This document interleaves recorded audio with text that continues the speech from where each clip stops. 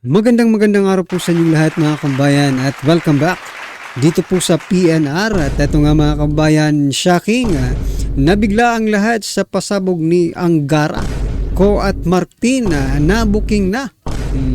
Senator Bato, Belta PBBM. Nako, yan mga kabayan ang ating alamin. At bibigyan ng komento mula po ito kay Banat Kabayan TV. Nasa description po ang full video link ng video ito. Subscribe na po kayo. At eto nga mga kabayan, sa thumbnail natin, kurap at bangag.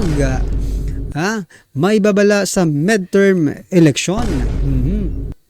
Patungkol po riyan ang iba nating pag-uusapan, no? Dahil nga po napakarami po ng mga tumatakbo ngayon, no? Na mga categorize na lang po natin, bangag at kurap, diba? Dito po sa kategory ng mga bangag, ibig sabihin po something na may connection sa droga, di ba? Sila sino po ba itong mga bangag na sinasabi ko? Like for example, no? Itong si former Senator Laila de Lima. Tatakbong kongresista, di ba? Itong si Kerwin Espinosa, tatakbong mayor. Ito pang si Jed Mabilog, tatakbo rin yatang mayor mga kaubayan. Naku, anong nangyari na? May bangag team at may kurap team. Ang sa kurap team naman mga kaubayan, akalain nyo ba na yung anak pala ni Janet Napoles ay tatakbong kongresista? Grabe mga kaubayan, no? Kaya nalagay ko dyan sa thumbnail natin, kurap at bangag, yung mga tatakbo ngayon. Ito pa, napansin ko mga kaubayan, itong si De Lima, Kerwin Espinosa at itong si Jed Mabilog ay parang iisa po ang script nila. Ay mag-testify ng AJK at war on drugs dyan sa ICC. Wala na mga kabayan, pag-usapan po natin yan dito sa video ito. Ito mga kabayan, simulan po natin dito sa video ito at bigyan natin ng reaction to. Ito po. Muling tatakbo namang alkalde ng Iloilo City ang nadawit noon sa narcolist ng Duterte administration na si Jed Mabilog. Pati ang umano'y drug lord na si Kerwin Espinosa naghain din ng kandidatura sa pagka-mayor sa Albuera, Leyte. Yan ang pampagising na balita ni Gary De Leon. Kasama ang kanyang mga kaalyado, nagtungo kanina sa tanggapan ng COMELEC ang umano'y drug lord na si Kerwin Espinosa para maghain ng kanyang kandidatura sa pagka-alkalde ng Albuera, Leyte. Sinaman din siya ng mga taga-suporta mula sa iba't ibang barangay. Anak si Kerwin ni dating Albuera Mayor Rolando Espinosa na napatay sa loob ng kulungan noong 2016. Idinawit noon ni dating Pangulong Rodrigo Duterte ang mag-amang Espinosa sa iligal na droga sa Eastern Visayas. Nakasuhan noon si Kerwin dahil sa illegal drug trade pero naabsuelto. May kinakaharap pa siyang kaso kaugnay sa money laundering. At nitong Mayo, ipinag-utos naman ng Court of Appeals na muling buksan ang kaso ni Espinosa kaugnay ng illegal possession of dangerous drugs and firearms. Sa Iloilo City naman, susubukan muling tumakbong alkalde si dating Mayor Jed Patrick Mabilog. Posible niya makalaban si Mayor Jerry Treñas. Si Mabilog ang kasama rin noon sa narco-list ni dating Pangulong Duterte. So yan mga kabayan, mga nasa narco-list, no? Ibig sabihin mga kabayan, ito po ay narco-politics. Kapag ikaw po ay tumakbo sa politika tapos ikaw ay nasa narco-list, di ba? Ikaw ay narco-politicians, di ba? Ang tawag sa kanila. Kasi kasi ano bang ang mangyayari? Sinasabi ng iba, baka maging narco-Philippines na. Pag ito ang mga nanalo, mga kabayan, biruin nyo, nako. Ito nga, tanungin nga natin kung may mga nanonood dito, na mga taga Iloilo at saka dun sa lugar ni Espinosa at ni Mabilog. What do you think, mga kabayan? Kasi kayo po ang nandyan Kayo po ang nandyan. May nag-comment po kasi nung nakaraan na talagang protector daw itong si Mabilog. Diba? O kaya nga nagtago ito sa sa ibang bansa. O, anong masasabi nyo? Dito naman kay Kerwin, mga kabayan, marami rin naman ang nagsasabi. Diba? Well, anyway, mga kabayan, ang gusto ko lang i-point out dito, no? Bakit ganun?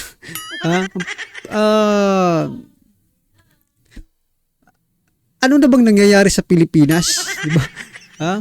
Nakakabahala po, no? Kasi ang lalakas ng loob na magtakbuhan. Sabi nga ng iba, kung magtatrabaho nga tayo, grabe ang mga requirements na pinapaano sa atin pinapapasa. Pero dito sa COMELEC, mga kabayan, pag ikaw pala ay tatakbo, certificate of candidacy lang, okay na. Pero bakit, di ba, itong, para kasi silang nag-a-apply dito di ba? Nag-a-apply sila sa gobyerno para makapasok. Pero pag tayo pong mga ordinaryong Pilipino, mga kabayan ang nag-a-apply, bakit ganun? Napakaraming may drug test pa, may mga clearance pa, police clearance, NBI clearance, barangay clearance, napakarami pang iba. No? Pero bakit dito, itong mga nasa narcolist, no? Napakadaling tumakbo. Iba talaga siguro. Kailangan siguro talagang repasuhin itong itong pagpa-file ng COC diyan sa COMELEC, no? Kailangan siguro maging mas matibay pa, mas mas strict na batas. Kasi sila po ang magiging leader ng ating mga city, no? At ating bansa mismo. Yan mga kabayan, ano po ang inyong reaction diyan, At ito pa. Ito po yung sinasabi kong Ito, Kerwin Espinosa willing to testify before ICC. O yan mga kabayan, iisa lang po yung script ng Dilima, Kerwin Espinosa at si Jed Mabilog, di ba? Umattend dito si Jed Mabilog sa sa Quadcom. O ito, ICC na naman mga kabayan. Kaya magdududa ka talaga, is there something wrong, no? Is there something wrong dito sa mga nakakalayang mga drug lords, di ba? Kasi before or after nilang lumaya, iko-connect agad nila yung Duterte sa ICC, sa AJK, sa kung ano-ano pa man, di ba? Na parang talaga sila ang kinawawa. Parang naging safe nga ang ng Pilipinas nung si dating Pangulong Duterte pa Anong problema nyo ngayon? Gusto nyo talaga ng magulong Pilipinas, no? Well, anyway, kaya po mamaya pakinggan po natin ang isang paalala, no? Ngayong midterm election, talagang ang tawag dito, tatamaan tayo. Tayong lahat tatamaan mamaya, no? Ito na. Ito yung sinasabi kong corrupt tapos bangag, di ba? Sa kategory naman po ng bangag, ito po, Janet Napoles ay ng corrupt. Yan, kasi corrupt di ba? Yun sa scam, PDAP scam, pork barrel scam, di ba? Ito. Janet Napoles son run for Congress. Malalakas ang loob mga kabayan. Ang lakas-lakas ng loob ninyo ngayon dahil alam nyo, nakasandal kayo sa pader. Di ba? Biruin mo. Tatak mong kongresista, yung anak ng isang scammer. Ano matawag mo kayo na pulis? Hindi ba scammer? PDAP scam nga Scammer rin. Ay nako. Pinalaya kaya malakas din ang loob ng mga ito. Kasi alam nila, kita nyo na, nakalaya, for example, sasabihin nitong anak nito, nakalaya nga yung mama ko yung mami ko, nakalaya. No? Kung gagawa ko ng kalokohan ngayon, I'm pretty sure, hindi ako magagalaw, no? Hindi ako magagalaw, nakalaya nga yung mama ko Di ba? Kaya yan mga kabayan, kurap at bangag ang magiging gobyerno natin pagdating ng araw, kasi yung mga tumatakbo, related sa pagkabangag. Tapos may mga tumatakbo related sa mga pagkakurap. Itong pagkakurap talaga marami At saka yung mga bangag ngayon, trending din. Mga bangag na tumatakbo. Yung sinasabi ngang nagpo-foil noon, nagfa-file ngayon. Yan yun di ba? O ito mga kababayan, patama sa lahat ng bumoboto ngayong ang bumoboto at buboto yan ha, ngayong 2025 election. Ito pakinggan po natin. Nako, tatamaan ka po at tatamaan din ako dito. Ito mga kababayan. Gumagawa ng batas. Tingnan nyo ang walang kahihiyang Kongreso ng Pilipinas. Kung gumagawa sila ng mga batas ng mga, ay, bigyan natin ng mga sarili natin ng allowance, pirmahan lahat. No? Lakihan natin ang ating mga allowance, pirmahan lahat. Naghihirap ang bansa, naghihingalo ang sangbayanan, tapos gawa-sawa lang ng mga gawa ng batas na sila ang nakikinabang. Para sila mga linta na sumisip-sip sa dugo ng bayan. Wala namang pipigil kasi sila ang gumagawa ng batas. Kasi kayo, boto sa kanila. Pasensya tayo lahat. Kaya dapat matalino ka sa pagboto, hindi lang yung maganda yung asawa, kumakanta, iboboto mo na. Sapagkat oras na nandun na sila sa kapangyarihan, ginagawa nila ang batas na siyang lalong nagpapalakas sa kanila. Kaya hindi nagiging maunlad ang sambayanan. Kailangan maging marunong ang mga tao. Nung araw, hindi mo masisisi ang sambayanan kasi monarchy yun eh. Namamana yung pagiging hari at reyna. Eh, naman ibinoboto. Kaya dapat marunong ka namang bumoto at marunong ka mag-isip. Kaya tayo naghihirap, mangmang ang mga bumoboto. Hindi nag-iisip, hindi bagay ang demokrasya sa bayan na ito. No? Kasi ang boto nabibili sa isang salop na bigas.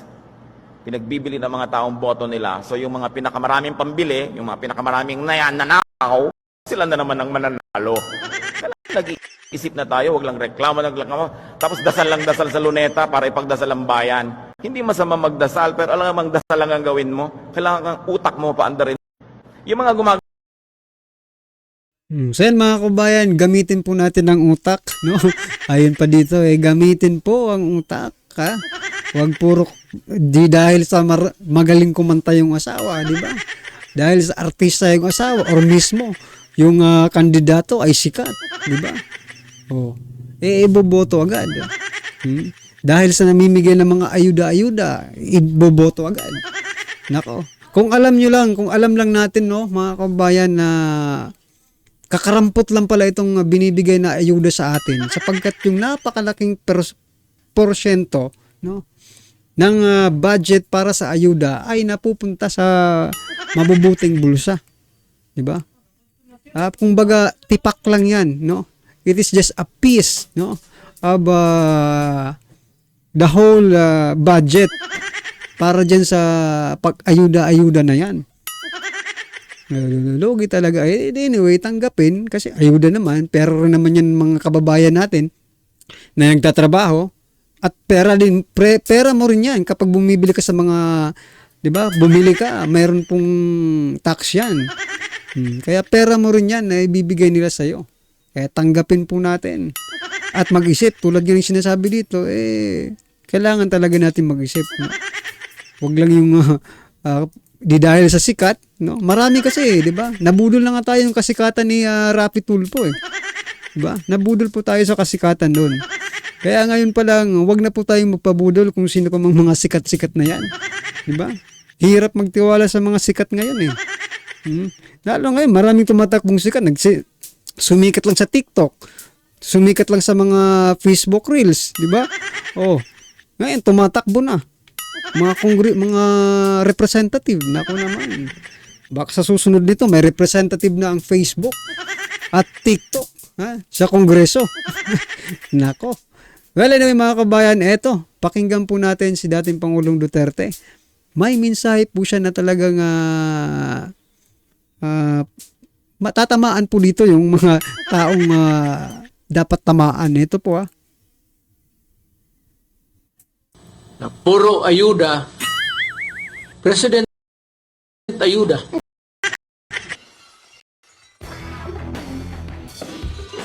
President ayuda daw.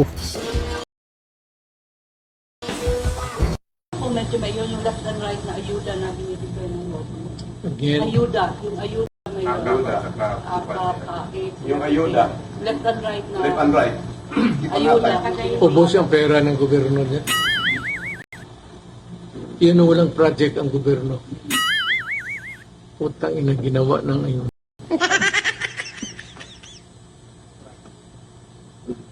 No bridges.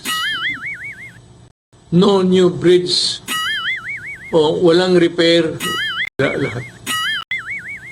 Walang infrastructure. I am not passing judgment sa presidente. If that is what he wants to be remembered, na puro ayuda, President ayuda.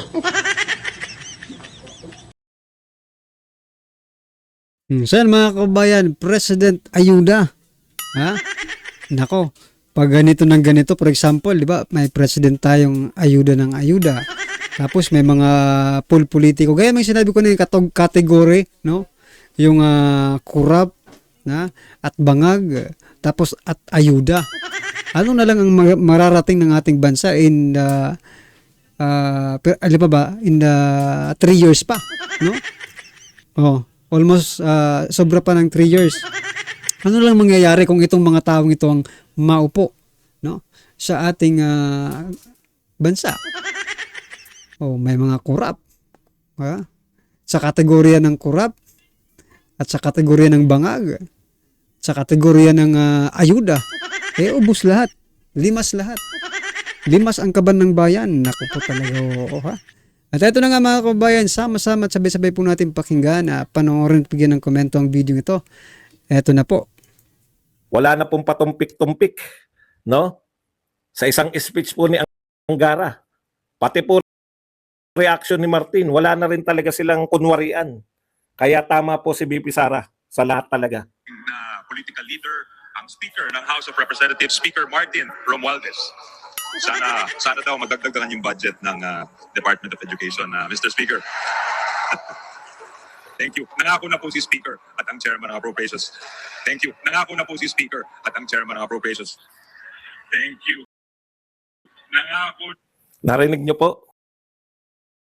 So yan mga kabayan, booking na booking, bistado at mismong sila nakuhuli sa sarili nilang mga bibig, no, mga kabayan. Angara, Deputy Secretary Angara, maraming salamat. Diba? Dahil ikaw mismo magpapatunay at ikaw mismo tumistigo, ha? Na yan, dalawa nga lang talaga, no?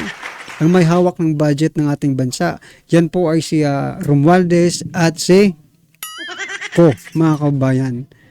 Nako, ngayon ko lang naisip mga kabayan, no? Kaya pala itong mga hinayutak ng mga tunggrista, mga crooks, no, ng Kamara ay banat ng banat, no, dito kay Vice President Sara Duterte, no? At may mga ano sila, may mga malalaki po yung kanilang flood control projects na wala namang nakikita. Ito, opinion lang po ito, at baka sakaling totoo. Baka nag-iipon po sila, sila, sumisip-sip sila dito kay Romualdez, no? Speaker Romualdez, para makaipon sila ng mga budget na yan, no? Para sa kandidatura nila. Ha? Ngayong midterm election. Diri mo, napakarami palang tatakbo na tumitira ngayon kay Vice President Sara Duterte, di ba? Dan Fernandez, mga kabayan, ha? Di ba tira ng tira yan kay Vice President? Tatakbong gobernador. Stila Kimbo, tatakbong mayor. Sino pa ba yung iba? Yan pa lang yung nababalita na sa balita. Grabe. Maybe they are just gathering, no, the budget para pampondo ngayong 2025 election. What do you think, mga kabayan? I-comment na lang po sa baba. Para at least alam po ng ating mga kabayan ang inyo pong opinion patungkol po sa video ito. Maraming salamat po.